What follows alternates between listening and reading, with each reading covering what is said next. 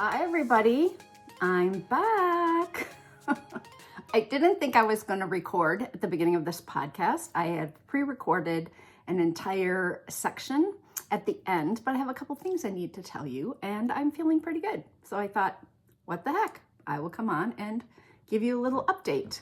I want to thank everyone so much for their well wishes for my shoulder replacement surgery that I had on October 2nd. So it's just been 2.5 weeks. I'm doing great. I have no pain, doing very well, but I got so many cards from people. And that's what I did for the first week. Snooze, roll over, repeat. My surgery went very well. I did not have any rotator cuff involvement. And that is what is the most painful part of a shoulder replacement. So I didn't have that. So I don't have a bolster. Don't keep my arm out away from my body. I had bicep tear, which I didn't know going in. He did, but I didn't realize it. So he had to, it was frayed at the top. So he had to move it over. So cut it and reattach it over further. And so I have a different rehab and a different schedule after surgery than most people. I can't move my arm away from my body for 4 weeks. And I thought that was true of everybody. That is not true. So I have to let that bicep reattachment heal. And I can feel that. That's the only thing that I can really feel right in here. They moved it over and it's just tight, kind of pulling. It's not painful in any way anymore. The surgery itself was really not very painful, but this is my 6th replacement. So if it was your first one, you might think it was terrible.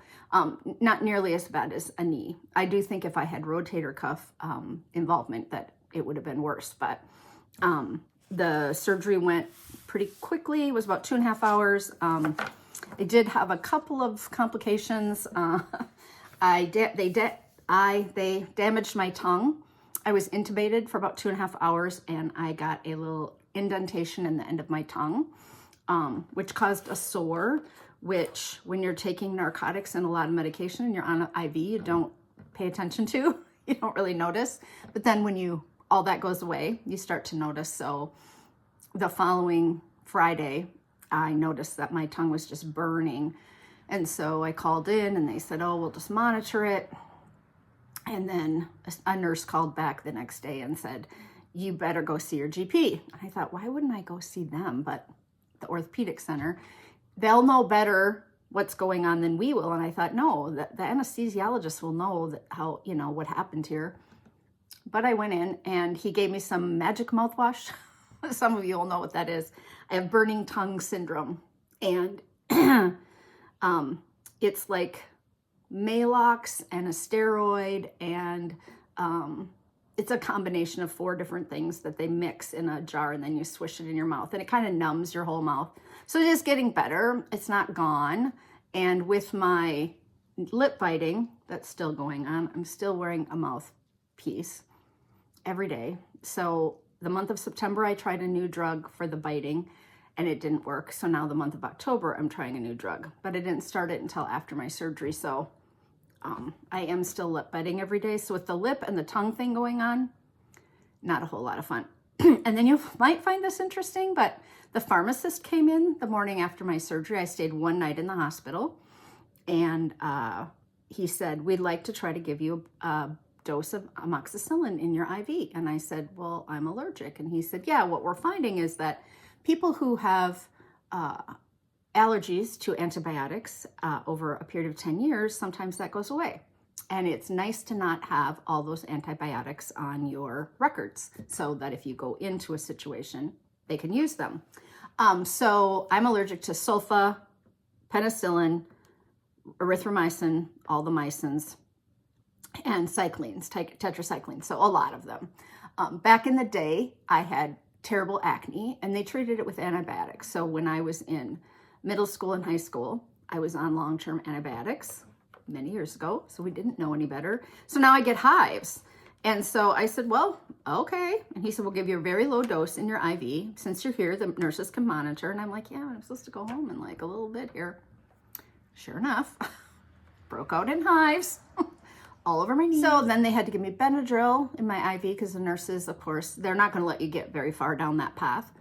And so then one nurse came in, checked, and the other nurse, because there were just a few spots, and then there were a few more, and they're like, I really think that might be what it is, but we're not sure. And the second nurse was like, we're not taking any chances. So then you get a Benadryl. Well, then you're like, in your IV, right?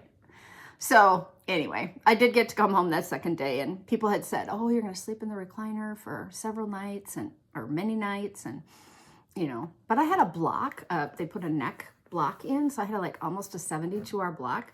So it's like having Novocaine in your mouth, right? It's just dead. Like you feel nothing, but it's not comfortable, right? Like your arm is dead, your shoulder's dead. And that's why I thought my tongue was kind of deadened.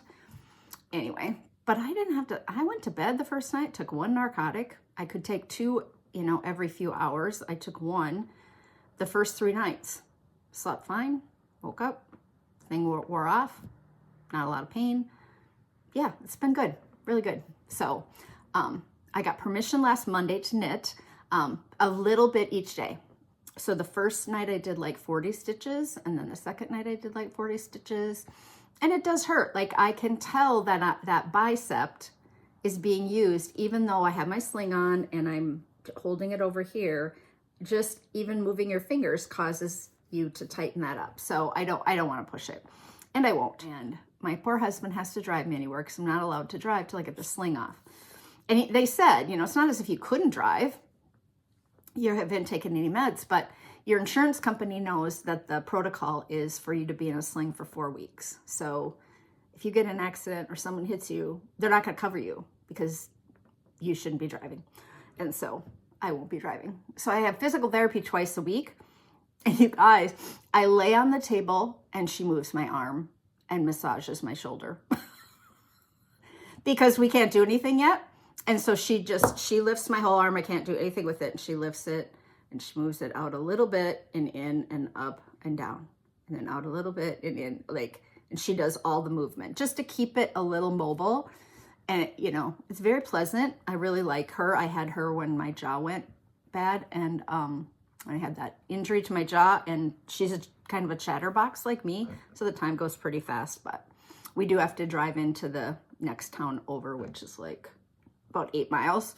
And there's always traffic because we're going at 5 o'clock because Ross gets off work and he's working from home right now. So it's kind of a pain to go in, but she said at 6 weeks, we will really start working, and then the PT will get hard because I'll have no in this arm at all. So that's a bummer. But otherwise it's going quite well. I have a new pattern coming out. Very excited. The Great Bear Hood is finally going to be published. It's been finished since the spring, and I just couldn't put it out in the warm weather. I thought this is ridiculous to put this out. Sales aren't going to be great. So you'll remember this is the large, the extra large. And I tapered it down a little bit for an adult. I'll put some pictures in here. And then I did it in garter stitch instead of stockinette. So if you like garter stitch, I did it in garter stitch for the child. So you could do either one. That's in the pattern. And then this is the little kids, kind of the baby to toddler size. So I had those pictures taken with the 2 little kids that did some bobber hats for me, if you'll remember. And they were there that day, so I had them put the little hoods on. And so it's knit with bulky weight yarn. You could hold worsted or Aran double. And then this is Serter Alpine Fun Fur. It's just a fur. It's super soft. It comes in 8 colors. This is Haydenville from Webb's, America's Yarn Store. Super soft, really nice yarn, so wouldn't itch a kid at all. And I used very little yarn and fur. So you could definitely get 2 hoods out of the fur, depending on what size you made. And it works up really quickly.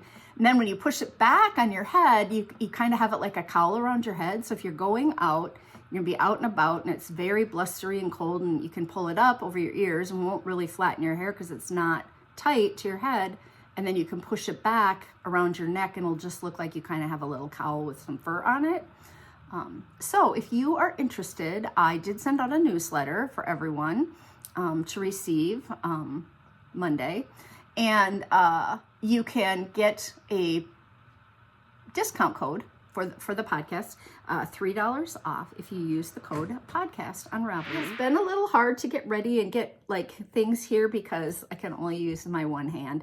I have been able to type a little bit, and my arm is propped, and I can take my sling off if I'm sitting in my chair and I have a pillow under my elbow right at the right height. Then I'm allowed to take it off, because otherwise your neck just gets so sore from that kind of pulling on there. Then I did get 2 questions on the podcast, so I will be answering those. And I've watched a whole ton of stuff, so I'll share those. I took a class and I bought a couple of things, so, and then we'll be done. I will then insert the whole baby sweater video that I pre-recorded prior to my surgery, and it's really fun. Question number 1. Do you have one particular gadget or tool that you could or would not want to be without? Knittingmummy1965, this is Heather. Thanks for the question, Heather. I do have a tool that I love. Could I live without it? Yes, but I love the Fix-A-Stitch. It has a point on one end and a crochet hook on the other, and I have bought so many of these and put them in all of my knitting bags. When I started teaching my Fixing Mistakes class, what I really find works well to pick out a stitch is this little tip, the end of this, and to like drop down stitches to pick up a split stitch. I use it to put stitches back up onto the needle, that tippy end, before I would pull a stitch through with the crochet hook. It's got a flat piece in the center. They're mostly made by Susan Bates. You can get them on Amazon. You can get them at Michael's. You can get them at Joann's. They usually come 1 in a pack, but you can get them at all the yarn stores. And they usually run anywhere between $2.99 and $4.99. But I use mine all the time. I have one right next to my table, and if I have anything I need to pick out, a knot in my knitting, if I have a tangle in my yarn, I will use the tip of this. So I just use it a lot. I don't know that it would necessarily be a tool that everyone would use, but I do ask that people get these before they take my Fixing Mistakes class, because we do a lot of laddering back up and dropping down and rearranging stitches on the needle. And so you can use this as a cable needle. Yeah, I just have lots of uses for it, and it's just easy to keep in a bag because it's small. So yeah, it's called Fix-A-Stitch, and that would be probably my number 1 tool. I mean, I have a lot of things I use. Like, I really like my yarn caddy spinner from George at Sun Valley Fibers that has the 2, it's kind of like a mini Lazy Susan, you know, to put your yarn ball on it and then it spins as you pull it out. I have a double one of that, so I'm knitting with 2 colors. I almost always use that. And could I live without that? Yes. But does the yarn get tangled? Yes. So I guess that those are tools. I love my barber cords, but I don't like the barber cord brand, the ones that are colors, the, you know, purple and blue ones that come in little tin. I think they're sticky. I don't think that they slide through, and maybe it's because I had the older ones first. I had the older ones for years, and they were clear tubing, and that tubing, which is more like surgical tubing, is so slippery that it, like, when you pull it through, it just slides. And I find that the barber cords kind of will catch on the knitting and not pull through quite as easily. But other things I like are like organizational type tools. Like, I really like to keep my stuff organized. So I like knitting caddies that hold knitting needles. I like caddies that hold my folders that have patterns in them, you know, organizational stuff on my cart. I like to have a box and then a box in that box to keep stuff. So yeah, I have a lot of tools. But nothing that I think that I couldn't live without necessarily. But yeah, there you go. And then the second question comes from my friend Janet, that is Woolstock. And she says, I love your podcast. I have a question about knitting a sweater. I want to knit the Waves of Change jacket. The pattern calls for chunky yarn. It uses Brown Sheep Nature Spun chunky yarn. I have some beautiful worsted weight yarn in my stash. If I get the correct gauge, can I substitute 2 strands of worsted for 1 strand of chunky? My fear is that the stitches will look strange because they are 2 strands instead of 1. Have you substituted worsted for chunky in a sweater? Should I twist the strands while I knit them? Thank you for your help. And I answered Janet in the comments of this. You can absolutely substitute 2 strands of worsted, and you don't have to twist it while you knit it, and it won't look strange. I don't think you can tell. It really does depend on the yarn that you're using. If your yarn is a 2-ply, it's not as round because you have 2 strands that are kind of side by side. If your yarn's a 3-ply, it becomes more round because there are 3 strands, so it makes more of a triangular shape. If you get into 4, 5, and 6 strands, then your yarn can be rounder. So holding those double, it doesn't show as much. But you have to look really close to see that. So absolutely, you can hold yarn double and substitute. If you don't hold it double and you get gauge, let's say you have like a heavy worsted and you get gauge for that pattern because you went up a couple needle sizes, then your fabric might not look good, right? Then you can get gauge, but you want to like your fabric. So let's say if I'm going to knit this hood, which is done in a chunky, bulky weight yarn, if I knit it in worsted weight yarn, and let's say I knit it on a size 9 needle, my stitches might be too open. And so even though I got gauge on a 9 needle, I might not like the fabric. So it's all about the fabric for me. When I knit a gauge swatch, if I don't get gauge, but I love my fabric, I'll adjust the pattern and pick a different size to knit because I like the fabric so much. So you can absolutely get gauge. Like let's say you just want to use that worsted weight yarn, Janet, and you just kept going up needle size till you got the gauge of the chunky yarn, right? And you didn't double it, that you can get gauge. But I bet your fabric's like way loosey-goosey and open and you wouldn't want to knit the sweater that way, right? So doubling it and getting gauge and then looking at your fabric when you do your gauge swatch is your best way to go. Okay, I'm just gonna list all the things I've been watching, you guys. It's just been crazy. I was in the chair, you know I like to stay up late. And Chevy was gone. I will do a little update on him in a minute. Not gone permanently. He was just gone. So I watched on Netflix Our House. That was like a movie, quite good. Can't say yay or nay to it. Then I started watching Fisk on Netflix. Really enjoyed that. This is about a woman whose career and kind of marriage have imploded, and she's got to get work. She's got to find work, and she goes to work at this law firm that kind of does low rent wills and probate, and it's funny and quirky, and yeah, I really did enjoy it. So that's called Fisk. Then I watched Loving Leah, which is an older show. This is like a Hallmark movie from, let me see if I have the year here. Oh, from 2009. Someone told me to watch it, and it's about this guy who's engaged to be married, and his brother is a rabbi, and he passes away. And in the Jewish tradition, as the brother, he should marry his brother's wife, that is the widow. And of course, things happen. It's a Hallmark, you know, and he says, you know, I can't marry you. So they have to do this ceremony that's basically says, I won't marry you. And during that ceremony, they both change their mind. And then inevitably, it was quite simple, nice. It was good. Then I love David Beckham. I think he's very handsome. I've watched him for many years. When we lived in Virginia, we went and watched that when the movie came out. I remember taking Kylie to the movie theater. She was playing soccer, but there's a bunch of stuff out with David Beckham right now. So Ross and I watched Save Our Squad with David Beckham, and he goes back to his neighborhood in England and helps this young soccer team they're pretty bad get better, right? And they're enamored with him because he's such a celebrity. And he's a soccer star. If you don't know, I'll put a picture in.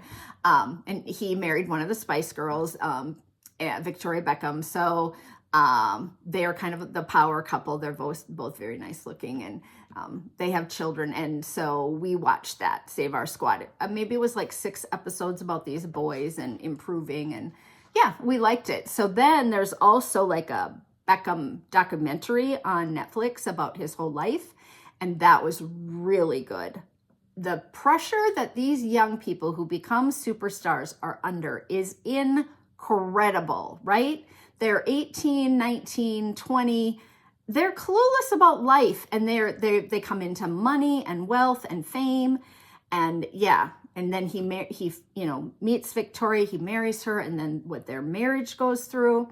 So if you're interested in things like that, it does have some soccer in it, but not as much as the Save Our Squad show. Then I started watching Hoarder. That just makes me sad. It makes me feel like I'm looking at a bad accident when we go by and I'm gawking, right? So I started watching that on Netflix, I think it was. And I watched a few episodes, and then I was like, no, I can't watch this anymore. Then I watched Theater Camp, which was really bad. It was just not very good.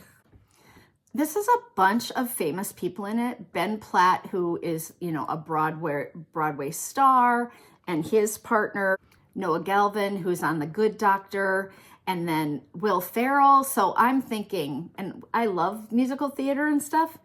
It is so campy and, no pun intended, and a kind of bad. I watched the whole thing, but it wasn't great. I just didn't think they did a great job with that. Then I started watching The Cable Girls on Netflix. So this started in 2017. It's 6 seasons, and it takes place in 1920s Madrid. And these 4 women at the National Telephone Company ring in the revolution as they manage romance, friendship, and the modern workplace. So I'm maybe 2 seasons in. It's quite good. It's interesting. There's a lot of male-dominated patriarchy, and they're the young underlings, and this is how they can work and get ahead. But it's interesting, and I love that there are 6 seasons, so there's a lot of it to watch. So I've been just watching a few each night, and then I watch something else. And I watch The Great British Bake Off. New episode comes out each week, and I'm caught up, so I'm just waiting for the next one. I love that show because they're all so nice to each other. I have some information to tell you about Kylie, but she came over the other day, and we were watching Great British Bake Off Juniors. We were working on some computer stuff together. I was on my iPad and she's on the computer, and so we just kind of put it on the background. Those kids are so cute and they're so nice to one another. It's incredible. All right, then I watched a bunch of podcasts. I've been trying to get caught up. Because I do knitting patterns, I really like watching the Tech Talk Tips, and that's Christine and Sarah. They have a new book coming out about pattern writing and about about writing good patterns and what is in a good pattern, and then they interview designers about how they write good patterns. And so I watched episodes 35, 37, 39, and I watched people like Tiff Nealon, who's a great designer, Leslie Ann Robinson, Laura Nelkin. Then episode 28 had Serena Granger. Episode 43 had Julie Robinson. Then I watched Roxanne Richardson, who I've talked about a lot before, and she interviewed Christine and Sarah on her podcast. So I got taken over there. But yeah, I really enjoy listening to their podcast. They're very knowledgeable about what's coming up in the pattern world, how to make patterns better, what makes a pattern easier to read, and that kind of thing. Then I got caught up on Van Wives, which is still one of my favorites. And I watched a couple of other podcasts about the guy, Todd and Tyler, who are doing an off-grid house as well. Then I've gone down a little bit of a rabbit hole with this whole Taylor Swift and Travis Kelce situation. And her coming to the football games. And so if you live under a rock or hate football or Taylor Swift, you might not know, but they're having a little romance. And It is everywhere. It's on the news stations, and yeah, so I've watched a couple of different things on that. And so then I went over and started watching the Kelce brothers podcast. And oh, what's it called? It's called New Heights. It's been out for 2 years. They talk a lot about football. They recap their games each week. They also have done some things about there are no stupid questions. And so people can write in and say, what does a tight end do in football? And then they'll answer that. And so I've watched a couple of those, and they were interesting too. Their mom came on. Jason's wife came on. And they have 3 small children, and he just played in his 140th game in a row without stopping. Like, he's a center for the Eagles, and it's the longest, right? He has the record for not ever missing a game, and those 2 brothers are the 2 that played in the Super Bowl against each other. So yeah, so I watched some of that as well. And then, are you guys seeing these lawn mowing videos where a man goes up to someone's door where the house is completely overgrown and he offers to clean it up for free? Then he puts it up on YouTube, and then he makes money from YouTube.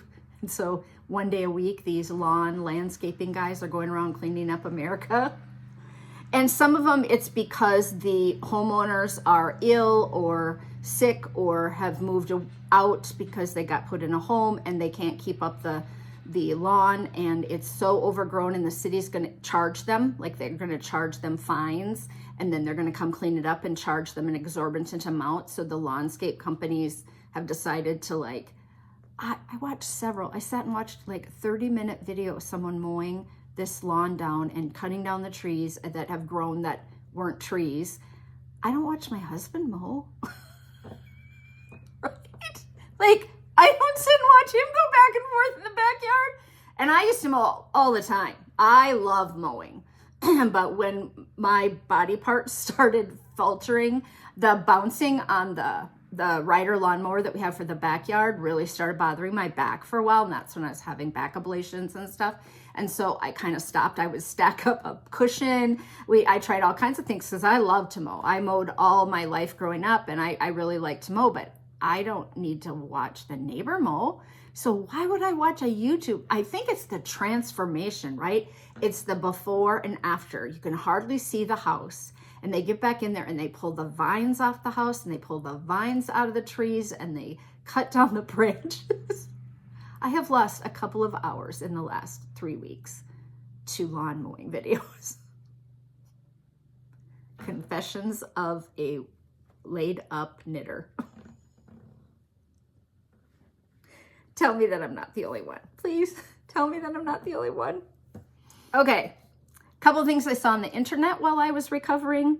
There's a great article out there called Your Sweaters Are Garbage by Amanda Mull, and it's in the Atlantic article. It's an article in the Atlantic, and I will put a link in, and she's talking about consumerism and what our products are made of. It kind of made the rounds on Instagram. People were linking it, so maybe you saw it, but if you didn't, go to my show notes down below here or on Ravelry and look up that article, because it's well worth a read, and it's not super long. And then I found a new guy to follow on Instagram. His name is Gary Ray Smith. He calls himself the Knitting Man, and he has 15,000 followers on Instagram, and he's an amazing knitter. He's kind of a textile artist. So I would highly recommend that you go over and take a look at here, I'll show you. Here's a little picture of something he's showing just in the last couple days. So yeah, he does kind of amazing things. His little profile says artist, knitter, textile artist, painter, illustrator. But it's Gary_Ray_Smith, the Knitting Man. So I thought, oh, I'll share that. Okay, couple little stories here at the end, and then I'll wrap it up. I'm going back to get my surgery at the hospital. I'm sitting in the room. They're running behind. They come in to tell me that the doctor who is performing a surgery in front of my doctor in the room is a half an hour late. So I'm sitting in the prep room with my IV. The anesthesiologist comes back. She talks to me and we're chatting with the nurse because we're all kind of sitting around waiting, right? Then she goes away and she comes back, and the nurse and I have discovered that my family is from Sioux Falls, South Dakota, and she's from down that way. Lakefield, Minnesota, I think is what we decided, which was kind of interesting, right? You're just kind of shooting the breeze. And then the anesthesiologist comes back in and she says, Sioux Falls? And I said, yeah. And she said, my husband grew up in Sioux Falls. And I'm like, oh. And she seemed less like willing to share her, story, because I'm such a oversharer. And so we were kind of talking, and then I'm like, yeah, I grew up on the west side, and I went to Lincoln High School. And she said, oh, my husband went to Lincoln High School. And I'm like, okay, this is weird, right? Long story. We worked it out. We grew up on the same street. He lived about a block and a half up the street on the opposite side from me. My parents knew his parents. There were like 6 boys. They were the Allers brothers, and her last name is Allers now. And when she told me Lincoln, and she said, oh, what? I said, do you want to share your last name? And she says, oh, it's Allers. I was like, you married one of the Allers boys? It was like the smallest world, because I have shared with you guys that I grew up on Churchill Avenue, and there are churches on Churchill, and I wrote the Churchill Avenue patterns because every house has the little wooden church out front over Christmas, and then they put out angels and carolers or whatever they want. They lived on Churchill, right? So then after surgery, I have to call my mom and dad and say, right?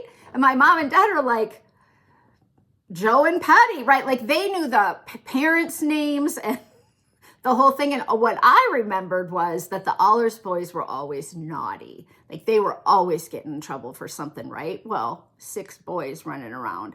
And back in the day that, we had no parameters. We rode bikes all day, we went miles away and came back, right?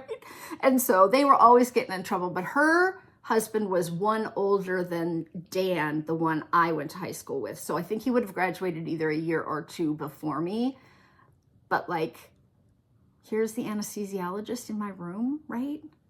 And he came up to the University of Minnesota to go to school, and that's where they met, I think. I think she said that, or maybe in Wisconsin. But anyway, like, what are the chances? And then I'm delayed, and we're just all kind of like, I just want to go back, right? I haven't eaten, and my surgery was scheduled for 1:30, and I had to get there at 11:30, and now it's 2:00, and then the other thing, weird thing to me, now some of you are nurses, and some of you are nurses in hospitals, so you'll understand this maybe, but like they put you on a bed, and then they wheel you to the surgical room, and sometimes they have you you're already going out before you go in the room, but I was awake because I'd waited so long, so they hadn't put me under, and they're like, we need to move to the other table. So like 6 people come to take the sheet to slide me over, and I'm like, I can move over, right? Like I just pop myself right over, and they're like, oh, that's great, right? So then after surgery, they are so backed up at the hospital that there's no room for me.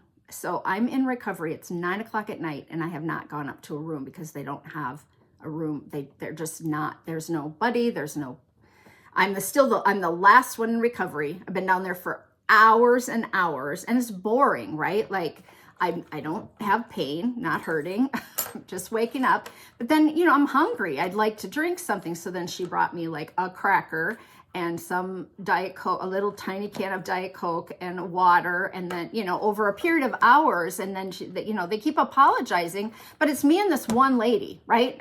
Just one gal.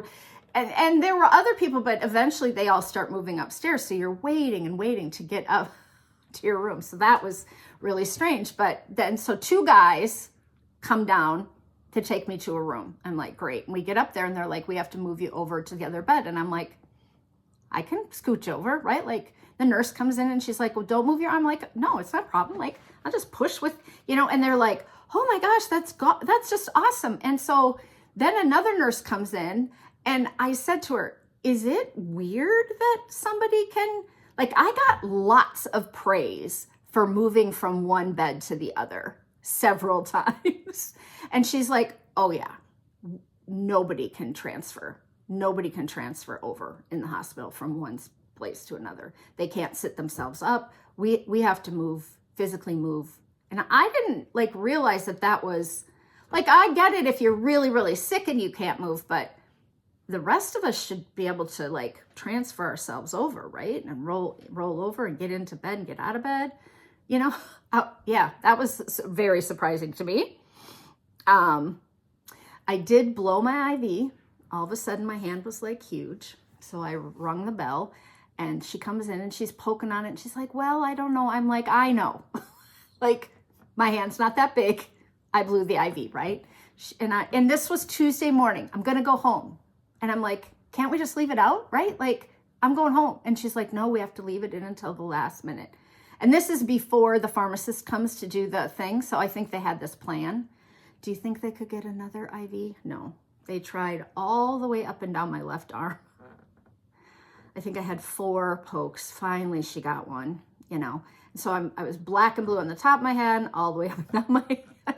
So I did have some things that kind of did not go well. Nothing surgically, but the tongue, the antibiotic, the staying in the recovery forever. And Ross wanted to go home, right? I mean, I was out of surgery at 4:30 and awake and being monitored at by 5:30, I think he said. So, you know, he's out there and can't come back because I'm in recovery. He's still sitting out there. And we got there at 11. So he's been there for 6 hours, which fine, you know, he's got his computer and he's waiting.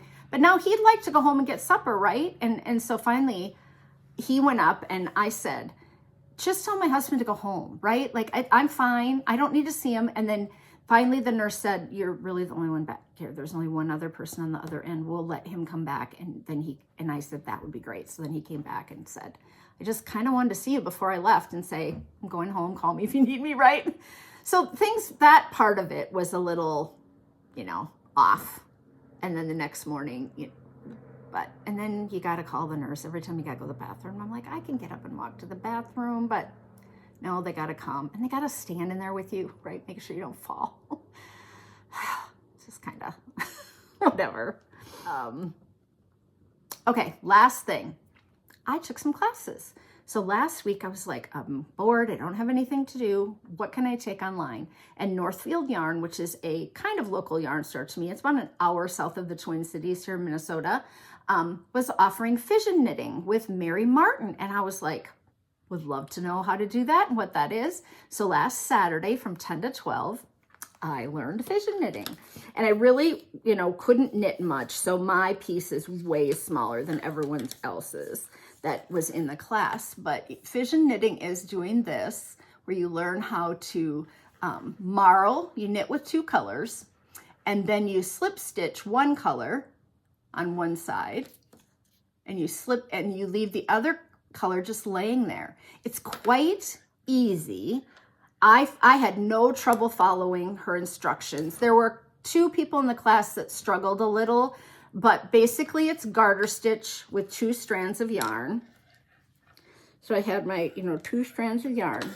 And then when I would knit like 8, and then I would knit the green stitch only of the marl through the back loop, and the orange one would just hang out back there. And then that's how she does all of her patterns. It was really interesting. She has designed, this is kind of her technique. It was fascinating. It was a 2-hour class. It went really quickly.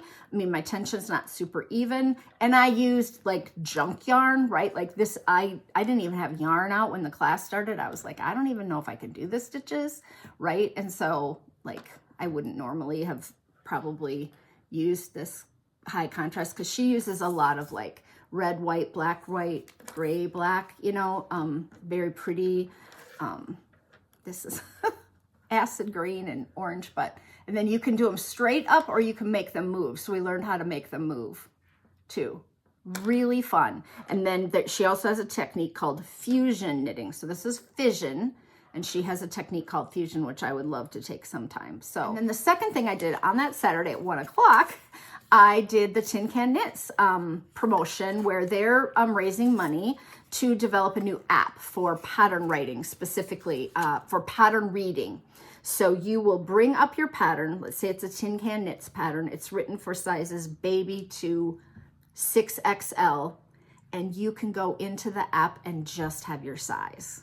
You don't have to count over 16 sizes and find yours all the way through. So they're doing a lot of really interesting things in the app to make it kind of higher tech. But they need some money to do that. So they offered things on their website. I'll put the link in there. So I paid $50. I get 3 patterns on the app, and I get 3 one-hour sessions with Tin Can Knits.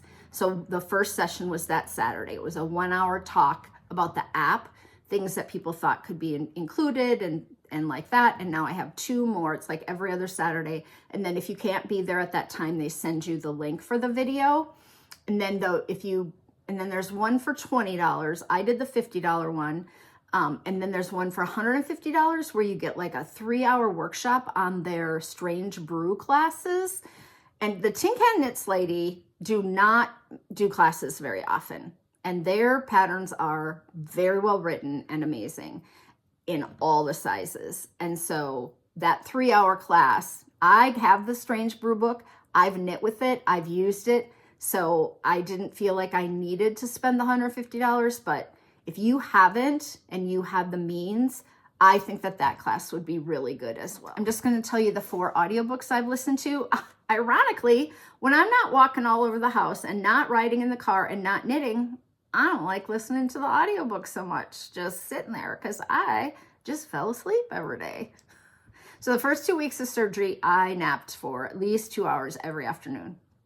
Past the time, I'd fall asleep. I was taking a lot of meds. Like, you have to take a lot of meds after surgery. You know, you have to take an antibiotic and a stool softener and a blood thinner and so your tummy gets whatever. And they all say drowsy and dizzy. And I'm always drowsy and dizzy on a daily basis. So yeah, I slept every day, whatever. And Ross would come out and look over the balcony because office is upstairs. He'd be like, gosh, she's sleeping again. So I read The House We Grew Up In by Lisa Jewell. So this is a book about the Bird family. There are 4 children. They're kind of an idyllic family, but their mom's a little quirky and something tragic happens and she kind of goes off the deep end. She starts saving things and she's always been very artistic. And she just believes more in experiences and keeping things. And so it's interesting. It's kind of a look behind the situation of hoarding and how children are affected, how the husband is affected, but it's told in a kind of fictionalized format. I did like it quite a bit. Then I listened to Thank You for Listening. This is so good. It's about an audiobook narrator. She was a really talented actress. She has an accident that injures her eye. So she is now without an eye and she wears an eye patch. So she turns to audiobook narration, but her best friend is still in acting and she has no chance at being a public figure or meeting a man. And so it's definitely a romance novel, but the background story is just so fun. It's, I love audiobooks. It's the relationship between she and her friend, and then kind of the behind the scenes of audiobook narration and doing voices. And she's very good at all of that. And then she meets this guy and he's going to fly away and she'll never see him again. Yeah, really liked it. Then I just finished a book called Leave the World Behind by Ruman Alam. And this is going to be turned into a major motion picture, I think on Netflix soon. And it's got a huge, like Julia Roberts, Ethan Hawke, Kevin Bacon, some real stars. And this is a story of a family that goes away on vacation to Long Island in New York. They rent a nicer house than they're used to. They're staying and something happens in the world. And a couple show up on their doorstep late at night. It's the couple who owns the house and they say something's going on. There's a power outage nationwide or on the East Coast. We're not sure, but we'd like to just come stay. And so they're not sure what to do. And I didn't read what this book was about before I started it. And So it's very suspenseful, kind of a thriller, not very long, 7 hours. And the entire time I was kind of on my edge of my seat. And I don't love that feeling, as I just didn't know if this couple were the bad guys or if the people outside. I just, like, you don't know.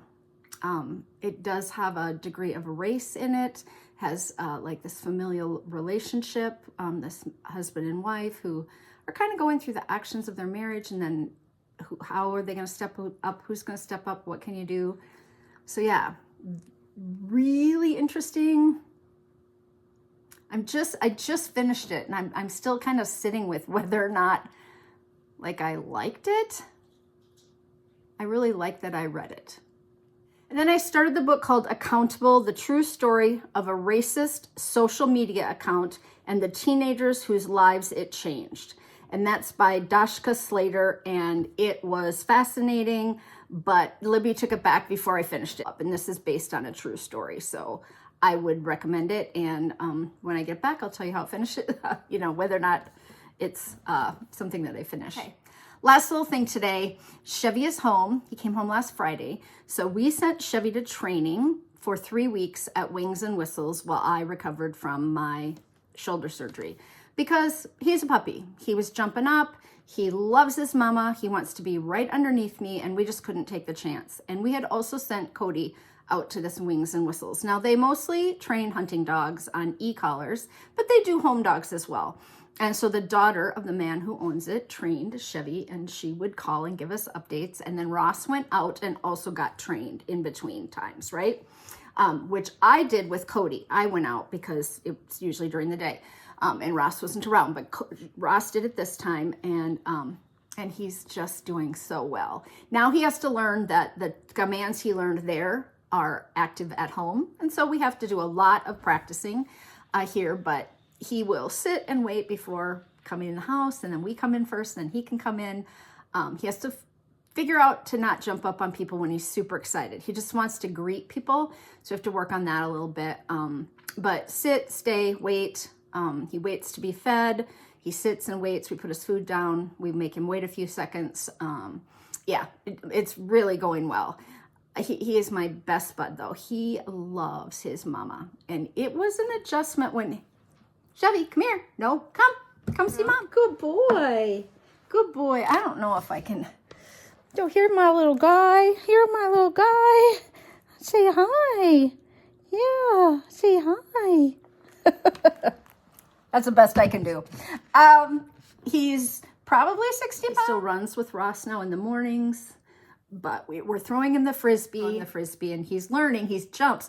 He can't tell the difference between where the frisbee and where his mouth is. He always jumps too high, and it hits him too high. So we're working on that. But a week ago Wednesday, Kylie called and she said, "Can I come out and bring you lunch?" She said, "I'll pick up subs, call an order, and I'll pick them up, and then we could do some stuff for the wedding." So we are in full-on wedding planning mode at our house. We have looked at 2 venues. We've had...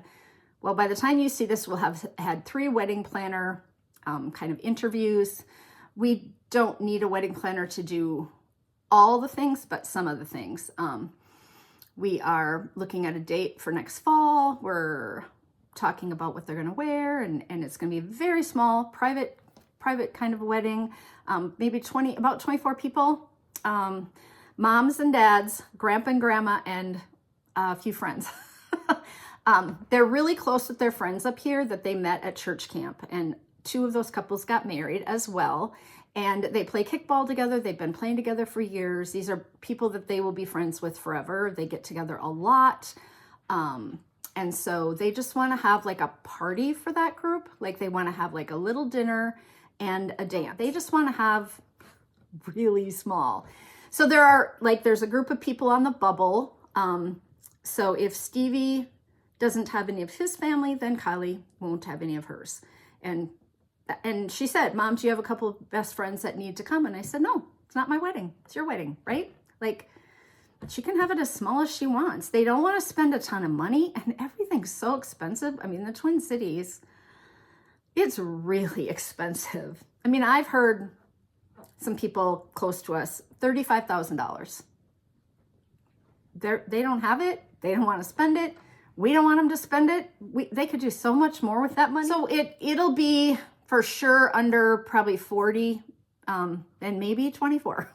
She will have a bridesmaid, her college roommate, and Stevie will have his best friend and then his brother. So we're just kind of checking things out, seeing, you know, where they can have that kind of a small ceremony. Some of them, the venues are so big that if they only had 24 people in there, it would look ridiculous, right?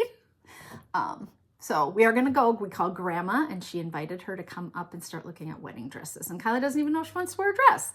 She might wear a pantsuit. She might wear a short dress. She's not ever tried on gowns. So yeah, we just made 2 appointments. We're going to go to those 2 places. And so it's given me something to like really think about and do. We made her guest list and kind of talked through things and what they want. They think they want ice cream and cookies. So now I've told you everything I've done in the last 3 weeks. I did quarantine before my surgery, so it has felt like a long time that I've been home. And I haven't had nothing else but watching TV, wedding planning, thinking about things that I want to do in the future, travel or knitting wise. So I guess I had way more to talk about today than I thought. You know me, always a little bit of an overshare. All right. I do have a few things that I purchased. This is the first thing. Is this not the cutest little suitcase? I'm not sure if it's leather or vinyl. I think it's probably vinyl, but it is like a file. It's orange. But we went yesterday to Home Goods, and because Kylie was picking out a box to put together a maid of honor gift.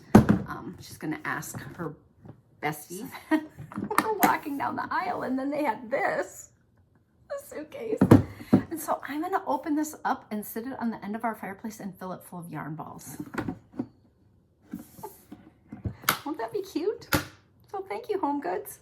I have not shopped at Target or Home Goods in months and months.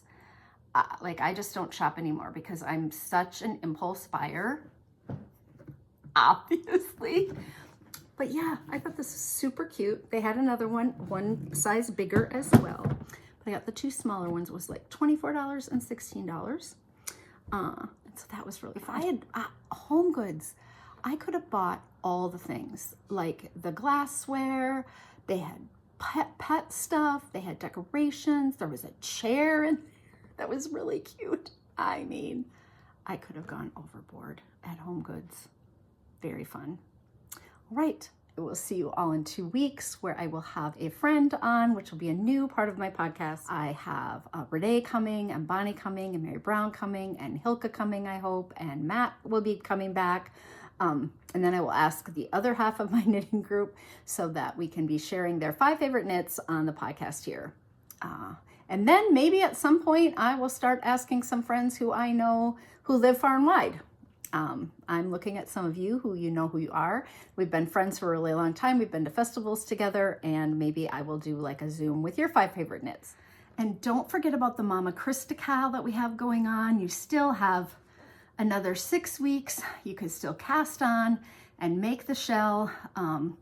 There are not a whole ton of people that are involved in this, but I got some great prizes to add to the group. If you still want to join us for the Mama Krista knit along, someone did comment and say, could I make the back plain stockinette and the front the feather and fan? I don't know why not. If you didn't want to do the feather and fan on both sides, I think that would be fine. You know, if you just want to work in 2 pieces and just stockinette stitch the back. I do think that the piece is reversible. So if you wanted to wear the stockinette in the front and the feather and fan in the back, you could do that too. So lots of options. You don't have to stripe it. You can one color. You can do it variegated, tonal yarn. It's DK weight, but go ahead, cast on. Just remember that after this little section will be about half an hour of the baby knits. Okay? See you all in 2 weeks. Bye. Love you.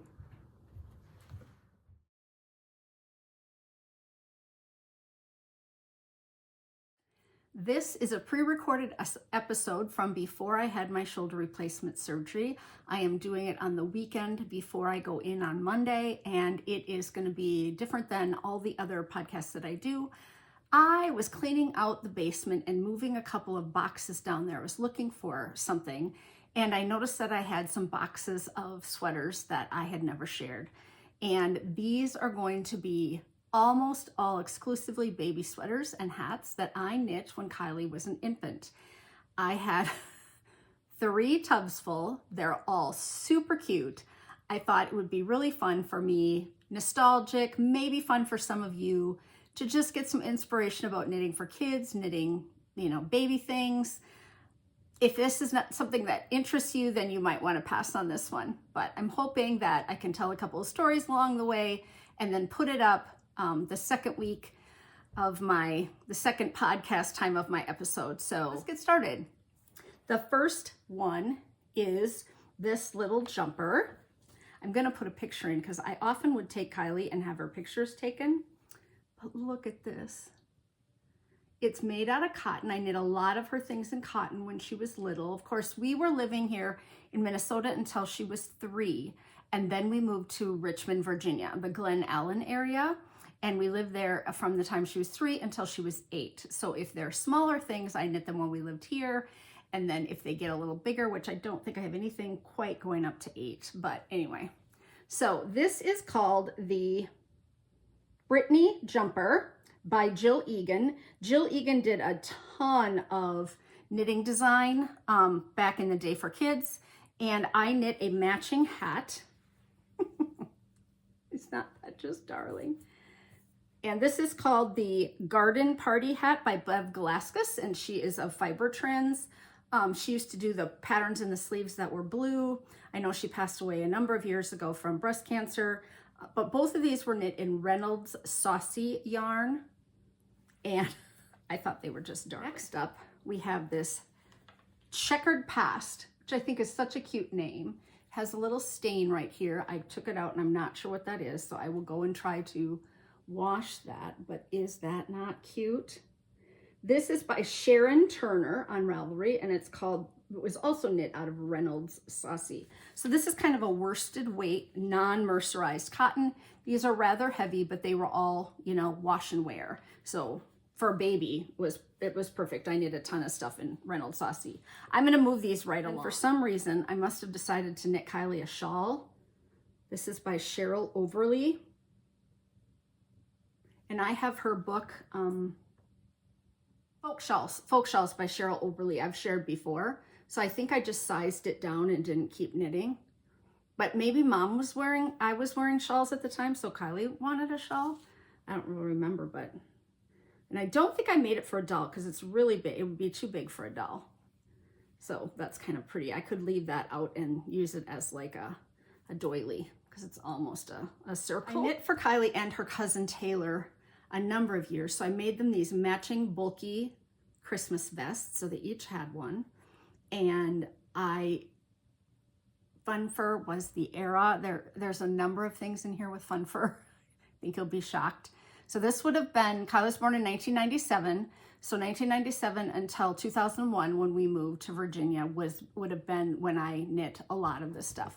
And then once we moved out to Virginia, I would have made some of these things, and I was teaching a few felting classes at the time, so I've shared all of the felting objects already. This is a flower power cardigan. Really darling. I'm not sure. Yeah, these were in Tarja, so probably one of the first times I did in Tarja. I didn't do a great job. My stitches are kind of pulled there.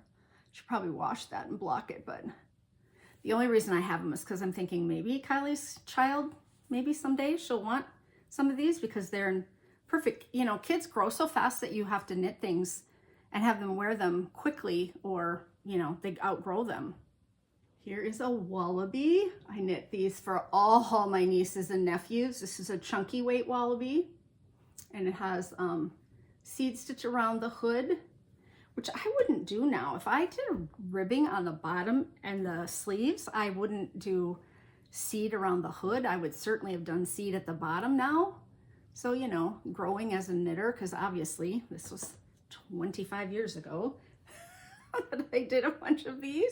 I knit a ton with this snowflake yarn. Kylie loved it. It was that soft Sirdar snowflake yarn. And so here's just a tank. And I think these were Sirdar patterns because it was their yarn, so they had pattern support for them. But I knit several here in this stack. Here's another little striped one. It has a little ruffle at the bottom, which is super cute. And see, now I would know better. I would have cut this yarn and done these as short as the stripes down here so that the whole thing would have matched, but apparently maybe that's what it's supposed to look like. I look at it now and I'm like, oh, that's a little over the top. Okay, here's a little cardigan with that snowflake yarn with little pink buttons. And then this has a open side, which I don't, this is so many years ago. I'm surprised that we were doing that. And then these are like stone buttons, white hearts. This is called Hayfield Iceberg Chunky yarn. So it's got all those nubs in it. It's really nice. It feels really soft. And this is Kylie's iceberg sweater. So it's just a crew. But isn't that yarn fun? I think people would do something with that today. There's probably some yarn out there that looks like that. Look at that. Oh, this is so soft. I love it. This is Sirdar Gigi yarn, and it is called on my project page Kylie's Gigi sweater. So I named it after the yarn, and the yarn had speckles in it and fur. She probably picked this out at the store because it would have been so soft. Here is a bigger size. This is much bigger. This is called the Velvet Touch sweater, and this is made out of Velvet Touch yarn, and pink and purple. Then it has little pink butterfly buttons on it. Really soft again. Kylie was very tactile. You know, and small kids are. If you make them anything, gee, of course they're never gonna wear it. This is so creatively called Pink, Blue, Yellow Top. Once again, knit out of Reynolds. Saucy. Look at this little guy. I tried to find the pattern on Ravelry for all of these. I wanted to make sure that they were linked on my project pages.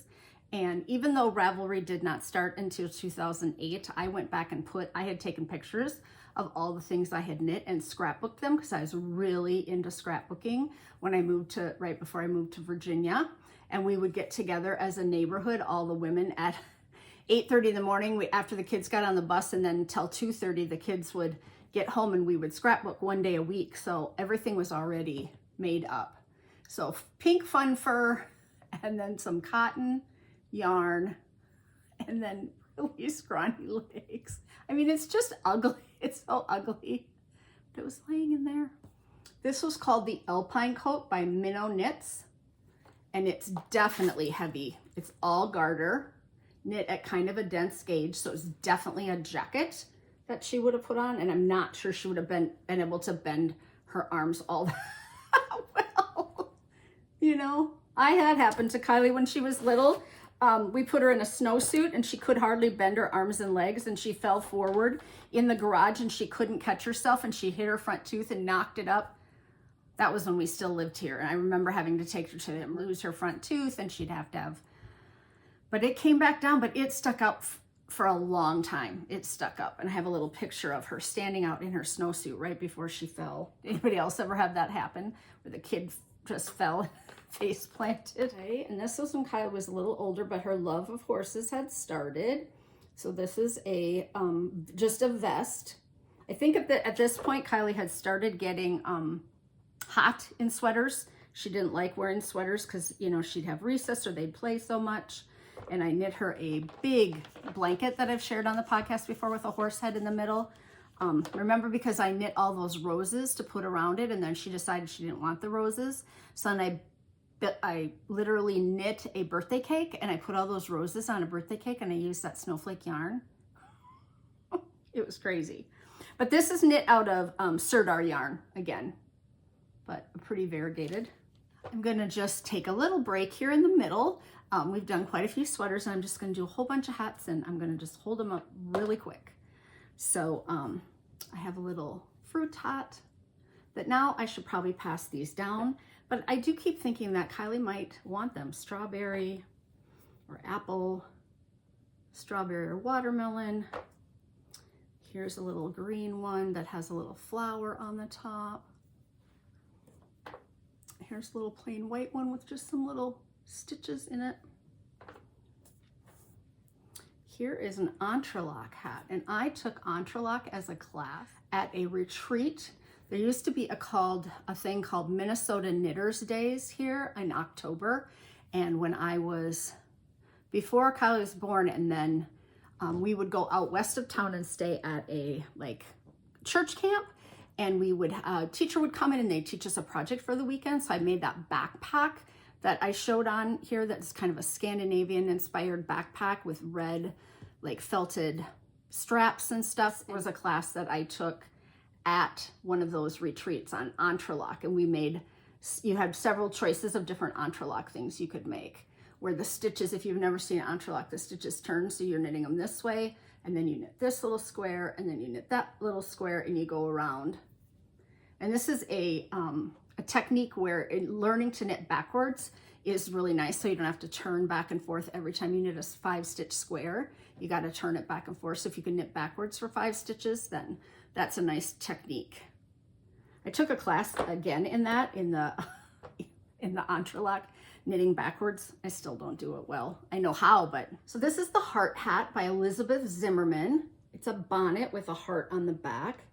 It is WG20 S08, and that would be on the Schoolhouse Press website. I'm pretty sure they sell it on Ravelry, but it would come from the Schoolhouse Press. It's all garter stitch, and it just has some shaping.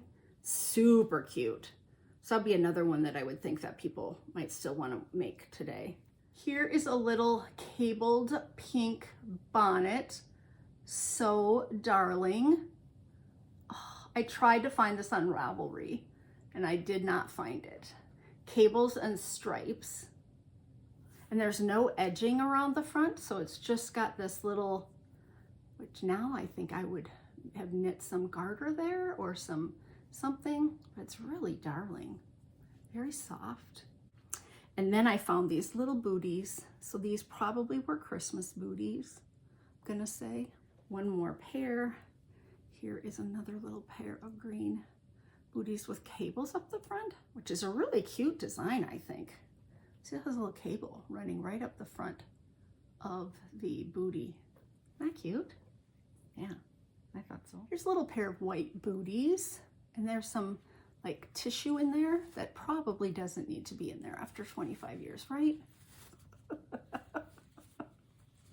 Come on, I guess I was keeping them shaped. But yeah, they have little pom-poms, super cute. And this yarn is speckled. It has some tiny little blue flecks in it. Super cute. Of course, she had an owl sweater. If you haven't knit an owl, they're super fun to knit. So just owls around the yoke. But I would have knit these flat because this is a sewn in sleeve construction. So this would have been an old pattern. That was by Penny Straker, this owl pattern. This is my favorite. This is a Dale or Dale Garn pattern. Dale of Norway, number 72 Baby was the name of the book I got it out of. After she outgrew this, I put it on a little decorative hanger and I hung it on her wall in her bedroom for many years because it was just so cute. I knit this with a friend. We kind of challenged each other to knit it together. And I do believe I knit this before she was born, when I was pregnant. It's really pretty. Just fun stitch patterns. You know when you're a new mom and you don't know anything? You're a brand new mom. Look at what I knit for her that I don't think she ever wore. And no baby will ever wear it. It is so cute. But do you see what's wrong with it? What mother is ever going to take the time to unbutton buttons on the back of a baby? And then we all know that when they have a diaper blowout that goes right up the back, this would be so much better done in 2 pieces, a pair of shorts. You know what? I never cut it. Isn't that crazy? Like, who does that? And then I had little booties that I made to go with that yellow jumper. I made them in blue and yellow. So those are really cute. They just really coordinate. I also have a picture to put in of this one. This is a 4th of July dress. We went to the Black Hills in South Dakota as a family. So Grandpa and Grandma and her cousins, and we all took pictures. We took a family picture out there, and everyone wore t-shirts, white t-shirts with red, white, and blue like logos and stuff on the front. And so I knit this for her, the little straps. Now I did put Kylie in this one, but another ridiculous thing to make for a baby. These are called the Baby Dungaree sweater. They were by Hayfield Pretty Baby, booklet 7080, Hayfield 7080. And then I knit a sweater to go underneath it. So there are snaps at the shoulders, so you could take it down, but it would be like redressing the baby again, right? And it's really quite cute. And then I made a matching hat. So this was like a whole ensemble out of Hayfield yarn. And then I made her little matching footies, little booties. So she had the jumpsuit and the hat and the sweater and the booties. She was probably so hot anytime she wore this. But I was all about the coordinating outfits, apparently. This is called the Bobby Vest, and it's by Barocco, and it was in Little Girls brochure number 184. And I used Barocco cotton 100, and I put these little chicken buttons on the front. I think I had a vest like this, a cotton striped vest. Not in these colors, but I think I had one too. Kylie and I matched a few times. I'll put a couple of bad pictures in here if I can find them, of things that my mom made for us. My mom used to sew for me. My whole pregnancy, I had tops that my mom sewed. Absolutely. And I took pictures almost every day of my pregnancy because I would dress for school to go teach, and then I would go down in the morning and take a picture. I had a camera set up on a tripod in the basement. I would take a picture, and then I would send it to my mom to show her that I was wearing what she had made, all these big smock top things for me. And I looked darling, but I also looked like a house. Then someone made this for Kylie, and I just thought it was such a great idea. They just embroidered her last name and ABC baby on the back. Isn't that a cute idea for a baby gift? Yeah, I thought that was really clever. They just did a little zigzag, like it's very simple embroidery around, and then just, you know, in and out stitch. And a little star, and that's in there, all of her stuff. Okay, then I decided that I should knit Kylie's baptismal dress. And that was between January and April. So we got her baptized April 1st, and I don't know what possessed me to think that with a newborn, I should try to actually knit a baptismal gown. And I thought it would be beautiful. And it turned out not to be beautiful. And it was too big. So here is the little gown that I knit. And my mom came to visit, and I was so sad. And she said, you don't want to put your precious baby daughter in that for her baptism. It's too big, and it's too chunky, and not, you know, just didn't turn out pretty. It needed like a ruffle, and I don't know. It was cute, right? So then on her first birthday, the following year, it fit her. And we put it in her in it, and then we took her to a photographer, and we gave her a cake on the floor, and she sat and just didn't want to eat the cake. So I have pictures, and I will put those in here if I can get a good copy. It's hanging on my wall right there. It's Kylie sitting on the floor there are 4 pictures, and she kind of touches it, and she kind of looks at us like, what am I supposed to do? I don't get a giant white cake sitting in front of me. And then she stood up and just started to sob. So on the back of that picture is that picture. And I wish I would have just put it on the front. I don't know why I didn't put it on the front, because it's the best picture of the bunch, where she's just, oh, I do not want to be by this cake anymore. And we had this little dress on her, and it did turn out cute. The dress came from the Tivoli baby book, number 2349. So it was by Tivoli, and I think I used Tivoli yarn. Those are just little bobbles in the front. This is the Look at Me tunic.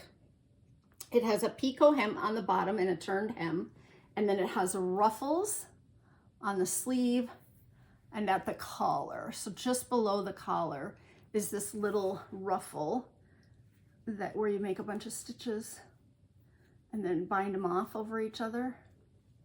Yeah, really soft, really fun yarn. And see, now I know that that's gonna pool, that the yarn is gonna change because your sweater's getting bigger and bigger. But back then, I wouldn't have known that. I hadn't been knitting all that long. And this came from the Beehive Baby Sport yarn and by Patents. So this is a Patents book that also had the sweet red tunic in it. But it was called Look at Me. This is just a little checkerboard crew neck. And it's really gotten stiff. Like it doesn't drape at all anymore. So I probably washed it too many times. Here's another one I had her picture taken in. It was a tan and black cardigan. And I had a little hat made to match. And this was also made out of cotton.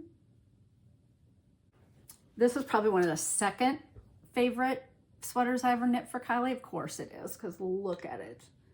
Oh, it's just glorious. It's so much fun. So cute. All the different stitch patterns. I would wear that today. So I made a hat. She also had a hat to go with it. So it coordinated. She'd have been like, it's like a totally 1980s. And she was born in 97. Like, yeah. Here's a little Reynolds Saucy striped cotton. I did a ton of just raglans in cotton. I mean, this kid had more knitwear. It's incredible how much I made. Here's another Reynolds Saucy. Here's a little pink with Valentine's. It'll be kind of nice that I'll have this categorized, you know, so we could look back on it someday, maybe when Kylie and Stevie have children, but they do plan on having kids, so I'm not speaking out of turn here. Here is a snowsuit made out of Velvet Touch yarn with popcorn buttons. And it is called the Popcorn Snowsuit by Minnow Knits, who had several books that I owned that were all children's clothes. I'm sure you can still get them used. And this one was book number 158 QK. And it had a hood. We would put her in that and zip her up. And then it just had a turned cuff here, hem on each end, like garter stitch. And then you turned it in, and you turned it out, because I think as the child grew, you could take that out and then let it down so that it could grow with their sleeves, because you wouldn't know exactly how long to make it. Yeah, I think that's how that pattern might have worked. Here is another absolute favorite, which I did take her picture in, and this is made out of Angora. This came out of a book I owned, and it's called maybe Lace Bolero, I think, and it was a big hardcover book. If I still own it, I'll try to link it, but it was in a big, and those are just little chevrons there that happen all the way around the yoke. So pretty and soft and garter stitch. So this is the Minnow Knits Tangerina jumper. So you had these little stitches and you made little pockets, and then you swapped the colors out and there were little buttons. She wore this a ton. I'm surprised it's in any shape at all. I put this on her all the time because it grew with her. You know, it was just baggy on the bottom over a diaper. It was super comfortable. And then I had a little hat. It's a little grape hat that went with that. This is called the Gumdrops sweater. It was by Minnow Knits. And the name of the book is Minnow Knits Uncommon Clothes to Knit for Kids. And it was pattern number 145 QK. And this is a mohair sweater. And then you made these little baubles out of regular yarn and sewed them on. So you could do this now, right? Just make a bunch of colorful baubles on a little kid's sweater. It's so cute, it's so tiny. And I have a little story to tell about this next one. So this was Kylie's teddy bear sweater because we put teddy bear buttons on it. It's a lace, it's called Lace Cardigan number 4074. I think she only wore it once or twice, and Ross was still doing all the laundry and he felted it. And it is just dense now. It was big and drapey and soft. I don't know if you're gonna be able to see, but it is, the stitch definition completely went away. He felt so bad. She still wore it, but it was stiff and kind of cropped. Yeah, it was so sad. He felt so bad. I knit her very little things ever in wool, and there wouldn't have been probably as much access then to superwash wool. I don't really remember. This is another little checkerboard pink sweater out of Reynolds Saucy. There's nothing much to some of these. And then I have a picture of Kylie in this one too. And this was the Barocco Too Cute. And they had kits that you could buy. And this came with the sweater and the puppet in the kit. Like you would knit the puppet and then you would knit the sweater. So I did have her picture taken in this one. But it came as a kit. Barocco Too Cute. Here's another little shawl that she had. This is that velvet touch yarn. And I think she carried this with her like a blankie because the ends are all kind of ragged. And I think because it was so soft and it wasn't as big as a blankie that she kind of carried this because it is in bad shape, which is nice, right? Like that she used it because this velvet touch, I don't know if you can, I'll hold it really close. Can you see how it has like, yeah, little edges on it? It's like clipped. So it's kind of her blankie, I guess. And then I designed, this is one of the first things I ever designed and made myself. And Kylie was probably 8 or 9. And this is actually, I have a picture. This is a coat. It's a whole coat made out of like novelty yarn with fun fur at the bottom, at the collar and the cuffs. And I just made it up. I don't know if she loved it or not. I don't remember, but I did get a picture of her in it at one time. It's like a boucle yarn. Tons of colors in it. It's really wild. It looks like me.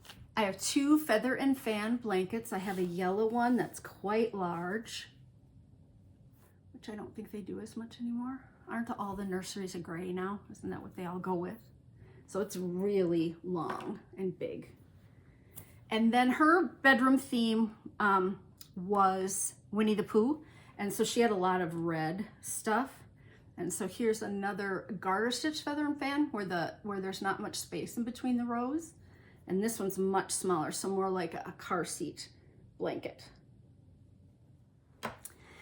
Here are, just because I had the boxes open, here are 2 little tops that my mom made for Kylie and I. And then we went and had our pictures taken, mother-daughter pictures. So this is like fleece, and it's completely lined at the top with like a facing, like a silk facing. And then here's the little vest where she actually put zippers in both of ours and then made fleece hats for us to wear in this picture. So there you go. I thought it would be fun for me. I don't know if you got any inspiration out of it, but I didn't want to not post a video when while I'm recovering from my surgery. And I really wasn't sure if after 2 weeks I would be able to record and feel up to it. And I wouldn't be able to, certainly wouldn't be able to use my arm and hold sweaters up or anything. So I thought, I'm just going to do it. If people aren't interested, they can turn it off.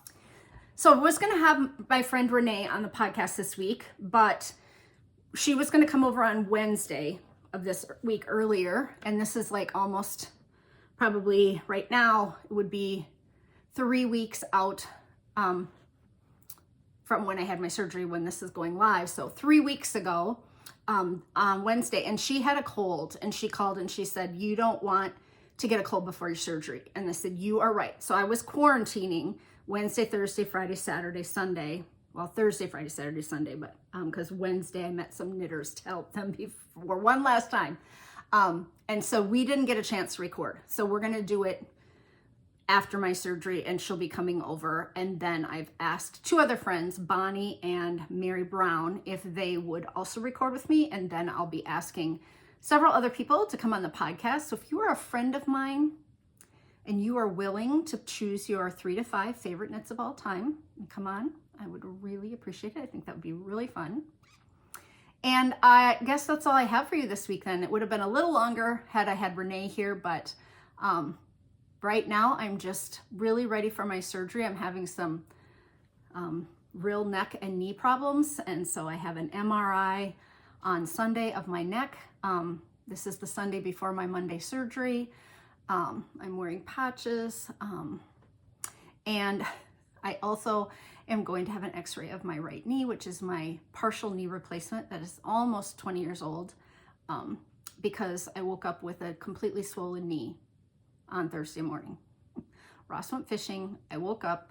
I had a terrible night of sleep. My knee hurt all night and my neck hurt, and I got up and my knee was so swollen. It's ridiculous. I didn't do anything to it. So that's really a bummer, because they do say that your knee will wear out, right? Your knee replacement might not be, and I had it 20 years ago, so they didn't have, you know, the technology that they have today. And he was willing to replace it because he said in 20 years they're gonna know so much more. They'll be able to go in. So it was a partial, and he said you'll probably have to have a full. But I have been doing so good with it, and now it's all swollen. So I'm assuming that it is failing in some way. Okay. I'm really nervous about the shoulder surgery, but by the time you see this, it will be over and done, and I will be several weeks out. So hopefully I will see you all in 2 weeks with a brand new podcast, and maybe with a friend. Keep it colorful, keep your fork, don't complain with your mouth full, buy the gravy. You'll never regret ripping back. Grace costs you nothing. Waddle on. Come in for your last hug before the surgery. Maybe someday I'll be able to lift this arm high enough that you can have a even hug. Love you all. See you next time.